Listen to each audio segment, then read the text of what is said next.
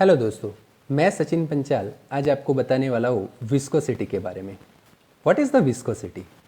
It is defined as the resistance offer to the movement of one layer of the fluid over the another adjacent layer of the fluid. जब भी कोई solid surface पर कोई fluid flow करता है तो एक layer दूसरे लेयर पर जो एडजेसेंट रेजिस्टिव फोर्स लगाता है उसको क्या बोलते हैं? विस्कोसिटी बोलते हैं। ये तो सिंपल डेफिनेशन थी अभी, लेकिन what are the causes for the viscosity? Viscosity होने के पीछे रीजन क्या है? अभी जब भी हम बात करेंगे तो फ्लूइड मैकेनिक्स में ऑफकोर्स हम फ्लूइड की ही बात करेंगे। तो फ्लूइड में तो दो चीज आ सकती है, number one liquid and number two gases. Okay, अभी विस्कोसिटी जनरली होने के पीछे रीजन ये है, number one cohesive forces and number two interactive momentum transfer. अभी ये जो कोहेसिव फोर्स है वो क्या है? तो कोहेसिव फोर्स ऑलवेज फ्रेंड्स लगता है वो किस में लगता है कि एक ही लिक्विड के अंदर दो मॉलिक्यूल्स के बीच में जो अट्रैक्टिव फोर्स लगता है उसको क्या बोलते हैं? कोहेसिव फोर्स बोलते हैं। और ये जनरली किस में ज्यादा होता है? लिक्विड में ज्यादा होता है। इसीलिए लिक्विड में जो विस्कोसिटी है उसका रीजन क्या है? कोहेसिव फोर्स होता है। ओके, और number two interactive momentum transfer, ये जनरली किस में ज्यादा देखने को मिलता है? गैसेस में ज्यादा मिलता है। Gases, why? बिकॉज गैसेस के बारे में हम देखें तो गैसेस में मॉलिक्यूलर्स क्या होता है? गैसेस में मॉलिक्यूलर की मोशन जैसे कैसे होती है? रैंडम मोशन होती है। और मोमेंटम की बात करें तो मोमेंटम क्या होता है फ्रेंड्स? के momentum is equal to force into change in velocity. Okay, तो जब भी कोई मॉलिक्यूलर्स एक मॉलिक्यूलर्स दूसरे मॉलिक्यूलर्स के साथ कॉलिजन करेगा तो उसकी काइनेटिक एनर्जी क्या हो जाएगी फ्रेंड्स? बढ़ जाएगी। और जब भी कोई मॉलिक्यूलर्स दूसरे मॉलिक्यूलर्स के साथ कॉलिजन में आएगा तो मॉलिक्यूलर्स का खुद का भी क्या होगा? मास होगा, तो उसकी काइनेटिक एनर्जी क्या हो जाएगी? बढ़ जाएगी। तो गैसेस में जो विस्कोसिटी है वो किसके कारण है? इंटरएक्टिव मोमेंटम ट्रांसफर के कारण है। और लिक्विड में जो विस्कोसिटी जनरली होती है तो किसके कारण होती है? वो कोहेसिव फोर्स के कारण होती है। अभी मैंने एक फिगर ड्रॉ किया है जी, उसमें एक सॉलिड सरफेस है। सॉलिड सरफेस पर कोई लिक्विड क्या कर रहा है? फ्लो कर रहा है। ओके, और जब भी कोई लिक्विड फ्लो करता है तो वैसे तो हमको ये बहुत सारे लेयर्स हम कंसीडर नहीं कर सकते, हम कभी देख ही नहीं सकते कि ऐसे इतने सारे लेयर्स हो गए, लेकिन फॉर द सिंप्लीफिकेशन हमने ऐसा ड्रॉ किया है कि सपोज आपको मानना पड़ेगा कि एक बहुत सारे लेयर ऐसे है। ओके, तो just we have to assume that there are number of layer like this. वैसे तो जूम इन करके भी हम नहीं दे सकते कि भी इतने सारे लेयर्स हो गए। Okay, so which one is the closest layer to the solid surface? This one. ये लेयर जो है ये सॉलिड बाउंड्री के साथ एकदम नजदीक पर है। ओके, तो इधर विस्कोसिटी होने के लिए दो रीजन है। नंबर वन एक adhesive forces and number two that is the one डर वाल अट्रैक्टिव फोर्सेस। अभी एडेसिव फोर्सेस क्या है? तो एडेसिव फोर्सेस एक सॉलिड सरफेस के मॉलिक्यूलर्स और ये लिक्विड के मॉलिक्यूलर्स दोनों के अलग अलग मॉलिक्यूलर्स एक दूसरे के साथ जो अट्रैक्टिव फोर्स लगाते हैं उसको क्या बोलते हैं? एडेसिव फोर्स बोलते हैं। कोहेसिव में क्या था? एक ही लिक्विड के दो मॉलिक्यूलर्स थे, लेकिन एडेसिव फोर्स क्या होता है कि एक दोनों अलग अलग लिक्विड और सॉलिड और लिक्विड दोनों अलग अलग सरफेस के हैं। इसलिए सॉलिड का मॉलिक्यूलर्स लिक्विड के मॉलिक्यूलर्स के साथ जो अट्रैक्टिव फोर्स लगाता है उसको क्या बोलते हैं? एडेसिव फोर्स बोलते हैं। ओके, तो एक चीज पक्की है कि जब भी ये लिक्विड फ्लो करेगा तो ये जो बॉटम लेयर है वो बॉटम लेयर ये सॉलिड सरफेस के साथ क्या करेगा? अट्रैक्टिव फोर्स लगाए, means that is adhesive force लगाएगा। तो ये जो बॉटम लेयर है उसकी वेलोसिटी क्या हो जाएगी? जीरो हो जाएगी। क्या हो जाएगी फ्रेंड्स? जीरो हो जाएगी। ओके, तो जैसे जैसे एक चीज मैं समझ सकता हूं कि जैसे जैसे मैं अपर लेयर तक जाऊंगा तो ये जो एडेसिव फोर्स है उसकी वैल्यू क्या होती जाएगी? कम होती जाएगी। ओके, क्योंकि जैसे जैसे मैं डिस्टेंस अपर लेयर तक जाऊंगा तो ये जो एडेसिव फोर्स है वो क्या हो जाएगा? कम हो जाएगा। ओके, और लेकिन वो ये जो लेयर है वो एकदम बहुत नजदीक है तो दोनों के बीच में जो एडेसिव फोर्स होगा वो क्या होगा? ज्यादा होगा। तो ये लेयर की जो वेलोसिटी वो क्या होगी? एकदम कम, means we can consider it as a zero. Okay, तो मैं एक लाइन कंसीडर कर सकता हूं इधर से कि suppose if I consider this vertical line then I will get the velocity profile like this. Like this, okay. Because जैसे जैसे मैं अपर लेयर तक जाऊंगा तो वेलोसिटी क्या हो जाएगी, बढ़ती जाएगी। मैं ऐसा बोल सकता हूं कि जो एकदम फ्री सरफेस है, अपर लेयर है, उसकी वेलोसिटी कैसी होगी, मैक्सिमम होगी, क्योंकि ये सॉलिड सरफेस और लेयर के दोनों में बीच में attractive force means adhesive force होगा एकदम जीरो कंसीडर कर सकते हैं हम, एकदम कम होगा, ओके। लेकिन ये जो दो लिक्विड के अंदर जो मॉलिक्यूलर्स का अट्रैक्शन होगा वो कौन सा होगा, वान डेर वाल एट्रैक्टिव फोर्स होगा, और उसकी वजह से ही तो क्या होती है, लिक्विड में विस्कोसिटी होती है, ठीक है। तो ये जो है मैंने ऐसे वेलोसिटी प्रोफाइल पाई, ओके। वेलोसिटी प्रोफाइल कैसे मिलेगी, ऐसे मिलेगी। अभी मैं एक काम करता हूं कि सपोज एक ये लेयर को कंसीडर करता हूं, मीन्स सपोज मैं दूसरी कलर की स्केच पेन यूज करता हूं, ये लेयर, और दूसरा एक लेयर, ये लेयर को कंसीडर करता हूं। ऑफ कोर्स कि ये जो अपर लेयर है उसकी वेलोसिटी क्या होगी, मैक्सिमम होगी, मीन्स ज्यादा होगी, इससे तो ज्यादा होगी। सपोज तो उसकी वेलोसिटी में कंसीडर करता हूं u plus D you, and इसकी वेलोसिटी को मैं कंसीडर करता हूं u, ओके। दोनों के बीच में जो डिस्टेंस होता है वो क्या करते हैं, dy कंसीडर कर सकता है। आप ये दोनों लेयर के बीच में भी बात कर सकते हो, सपोज इसकी velocity u plus D you and ये बॉटम लेयर है उसकी वेलोसिटी u, लेकिन मैंने क्या किया, ये दोनों लेयर को कंसीडर किया है। आप कोई भी लेयर कंसीडर कर सकते हो। तो जो अपर लेयर है उसकी वेलोसिटी ज्यादा है, लोअर लेयर, दोनों एडजेसेंट लेयर होना चाहिए बस, क्योंकि डेफिनेशन में उन्होंने बोला है कि resistance offered to the movement of one layer of the fluid over the adjacent layer of the fluid, that's why, okay. So अभी मैंने ऐसी वेलोसिटी प्रोफाइल पाई है, ठीक। और क्यों पाई है उसका रीजन भी मैंने आपको बता दिया है। तो जो अपर लेयर है उसकी velocity u plus D you and bottom layer की वेलोसिटी u। तो मैंने क्या किया है, उसको थोड़ा जूम इन करके ये डायग्राम ड्रॉ किया है। कुछ नहीं है, वही चीज मैंने बताई है, लेकिन ये क्या किया है, मैंने थोड़ा जूम इन किया है कि अपर लेयर है उसकी वेलोसिटी क्या है, u प्लस डी यू, उसको लेयर को मैंने नाम दिया है bb, एंड जो बॉटम लेयर है उसकी वेलोसिटी है u एंड उसको लेयर को नाम दे दिया a। और वो सॉलिड सरफेस से कितना डिस्टेंस अपार्ट है, सपोज ये y डिस्टेंस अपार्ट है, तो ये उसका डिस्टेंस क्या है, y प्लस dy। तो दोनों के बीच का जो डिस्टेंस हुआ वो क्या हुआ, dy, ओके।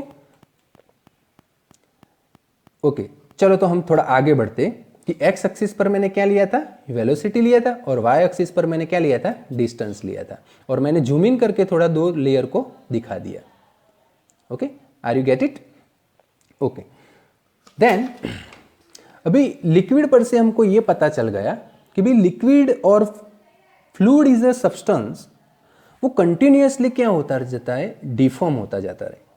जैसे मैं ये सॉलिड सरफेस है मेरी, और अभी तो मैं टॉप लेयर की बात कर रहा हूं। जैसे मैं इधर से कोई df अमाउंट का जो कोई फोर्स अप्लाई करूंगा तो क्या होगा फ्रेंड्स, जैसे मैं df अमाउंट का स्मॉल फोर्स लगाऊंगा तो ये पॉइंट से वो डिफॉर्मेशन इधर चला जाएगा, इधर से ये थर्ड पॉइंट पर चला जाएगा, थर्ड पॉइंट से ये फोर्थ पॉइंट पर चला जाएगा, और फोर्थ से 5 से 6, तो ये कंटिन्यूअसली आगे क्या होगा, उसका डिफॉर्मेशन कंटिन्यूअसली चलता ही जाएगा, okay.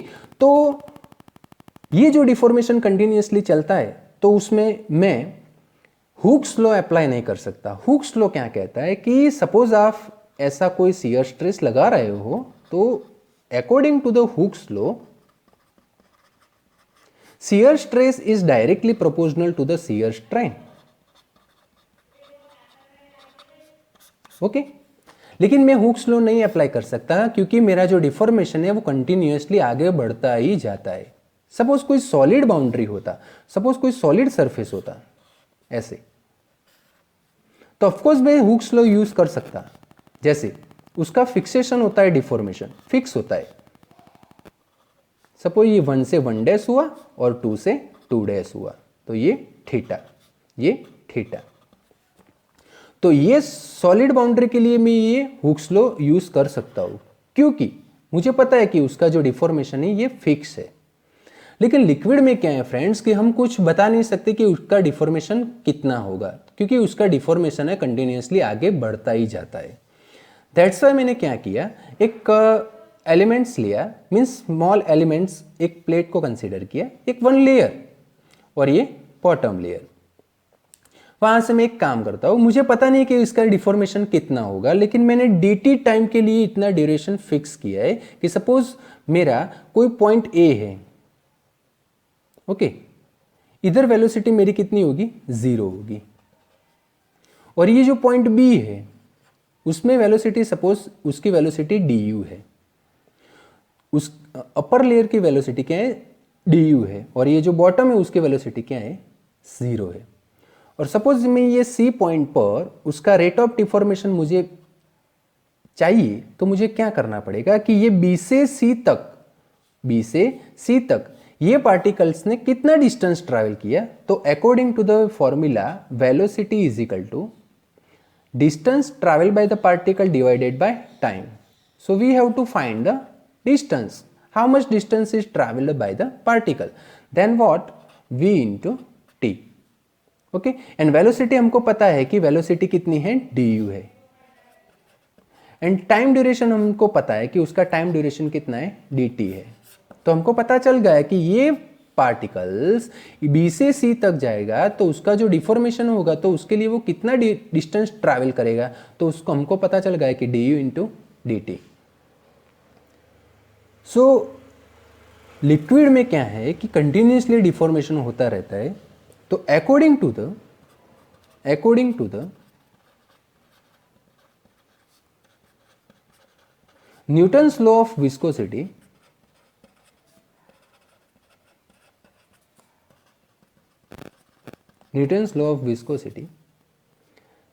shear stress is directly proportional to the rate of shear strain,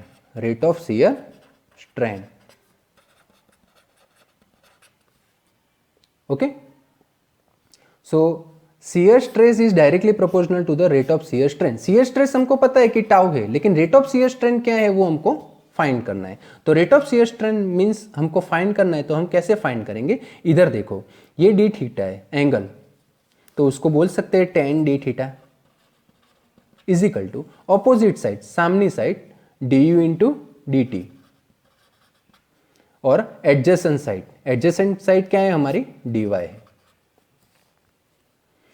अभी देखो फ्रेंड्स कि हमारा जो d थीटा एकदम बहुत स्मॉल है, so we can say that tan d theta is equal to d theta. So I can say d theta is equal to du into dt divide by dy। So d theta by dt, मैंने ये क्या किया, dt जो numerator में था उसको is equal to के सामने डिनोमीटर में ला दिया, और ये जो है du upon dy।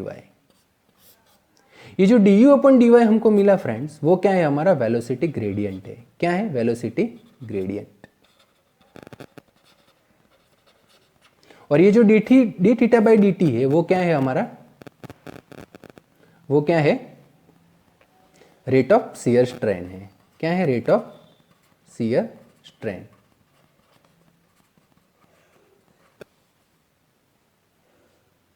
Okay,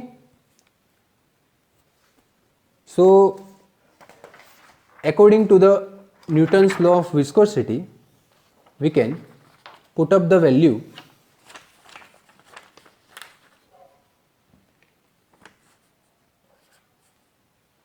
shear stress is directly proportional to the d theta by dt. Shear stress is directly proportional to the rate of shear strain. So we can put up the value d theta by dt is equal to d theta by dt is equal to du by dy. So I will put up the value du by dy in the replace of d theta by dt. Okay. So for the proportionality constant, I will put up the value mu du by dy. Here tau is equal to shear stress, mu is equal to dynamic viscosity,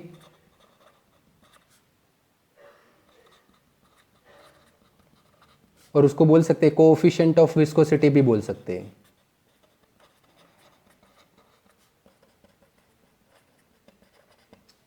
and du by dy that is the velocity gradient, that is the velocity gradient,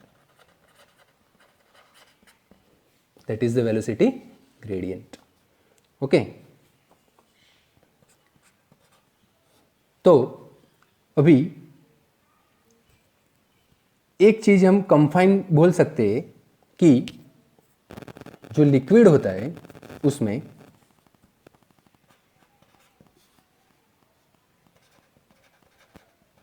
जो viscosity होती है वो cohesive force के कारण होती है, और gases में जो विस्कोसिटी होती है वो इंटरएक्टिव मोलिकुलर के कारण होती है.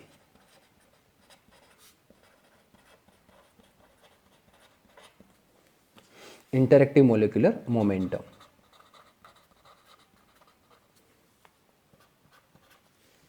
और एक स्टेटमेंट हम ऐसा भी लिख सकते हैं कि fluid is a substance, fluid is a substance which deform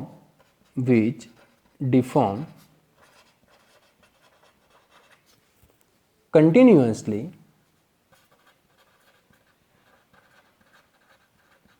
under the action of small force. Fluid is a substance which deform continuously under the action of small force. अभी देखो फ्रेंड्स कि ये जो हम शियर स्ट्रेस लगा रहे हैं, ये जो शियर स्ट्रेस लगा रहे हैं उसमें लिक्विड का जो डिफॉर्मेशन है वो कैसा है, कंटिन्यूअसली है. कैसा है, कंटिन्यूअसली है. लेकिन अभी ये लिक्विड को आप कोई कन्फाइंड शेप जैसे कि कोई पिस्टन सिलेंडर की मैं बात करूं उसमें फिलअप कर दो. जैसे इसमें मैंने लिक्विड को क्या कर दिया, फिलअप कर दिया. इसमें लिक्विड है,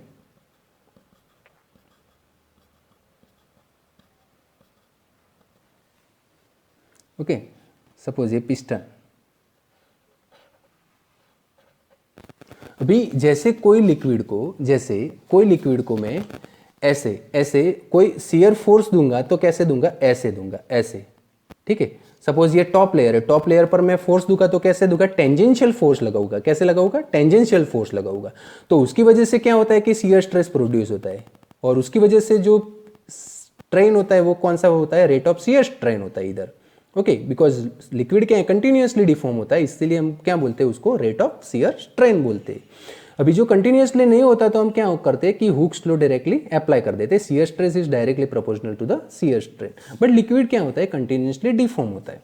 लेकिन जो टेंजेंशियल फोर्स की वजह से हमको जो शियर स्ट्रेस प्रोड्यूस होता है तो उसकी वजह से क्या होता है, rate of shear strain produce होता है.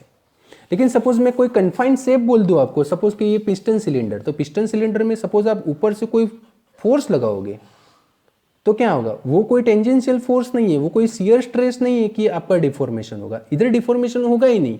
और ये जो फोर्स लगेगा वो तो क्या लगेगा, प्रेशर्स लगेगा. क्या लगेगा, प्रेशर्स लगेगा. तो कुछ बार इंटरव्यूअर्स भी ऐसा क्वेश्चन करते हैं कि shear stress is equal to force upon area and pressure is equal to also force upon area. So what is the difference between them, what is the difference between them? Because unit of the shear stress is also Newton per meter square and pressure's unit is also Newton per meter square. Then what is the difference between them? So we can say that easily that we have applied the tangential force over here for the shear stress. We have applied the tangential force. But in the confined shape, if we are filling up the liquids in the confined shape means what? कि इस उसका shape क्या है, एक fix है, confined shape है. उसमें जो आप फोर्स लगाओगे, ये जो फोर्स लगेगा वो कौन सा फोर्स लगेगा, ये तो प्रेशर लगेगा. क्योंकि क्या है कि ये जो सरफेस है लिक्विड की सरफेस पर आप परपेंडिकुलर फोर्स लगा रहे हो. अभी जो फोर्स परपेंडिकुलर लग रहा है तो वो क्या हो जाएगा, प्रेशर्स हो जाएगा. अभी ये जो फोर्स है वो कौन सा है, वो तो टेंजेंशियल है. तो दोनों में डिफरेंस क्या है कि प्रेशर लगेगा वो ऑलवेज सरफेस में कैसा लगेगा, परपेंडिकुलर लगेगा, और ये जो लगेगा वो परपेंडिकुलर नहीं होगा. ठीक है, तो वो चीज याद रखना है. अभी हमने फॉर्मूला डिराइव किया tau is equal to mu into d u by d y. तो according to the SI units, if I find if I find the unit of viscosity, then tau upon du upon dy. तो इसको ऐसा लिख सकते हैं कि tau into D Y upon D U. अभी जो टाउ है वो क्या है, फोर्स अपॉन एरिया। ये जो है डी वाई वो तो डिस्टेंस है, और ये जो डी यू है वो वेलोसिटी है। तो हम यूनिट लिख सकते हैं, फोर्स का यूनिट न्यूटन, एरिया का unit metre square, into D Y unit है वो डिस्टेंस का मीटर, एंड जो डी यू है वो वेलोसिटी मीटर प्रति सेकंड। ये जो मीटर मीटर है वो कैंसिल हो जाएंगे, ये जो मीटर मीटर है वो क्या हो जाएंगे, कैंसिल हो जाएंगे ना। और ये जो डिनोमीटर है वो क्या सीधा ऊपर चले जाएगा, तो क्या होगा, न्यूटन इंटू सेकंड प्रति मीटर स्क्वायर। तो according to the SI unit we will get the unit of the dynamic viscosity, that is the newton into second प्रति metre square, newton into second प्रति मीटर स्क्वायर। तो मैं इधर लिख देता हूँ कि unit of the dynamic viscosity that is newton into second प्रति मीटर स्क्वायर। और जो सीजीएस में बात करें, ये जो यूनिट था वो तो एमकेएस में था, लेकिन जो मैं सीजीएस की बात करूँ तो सीजीएस में क्या होगा, न्यूटन को हम क्या लिखते हैं, डाइन लिखते हैं। क्या लिखते हैं, डाइन। और जो सेकंड है उसको सेकंड ही लिखते हैं, लेकिन जो मीटर स्क्वायर उसको क्या लिखते हैं, सेमी स्क्वायर लिखते हैं। क्या लिखते हैं, सेमी स्क्वायर।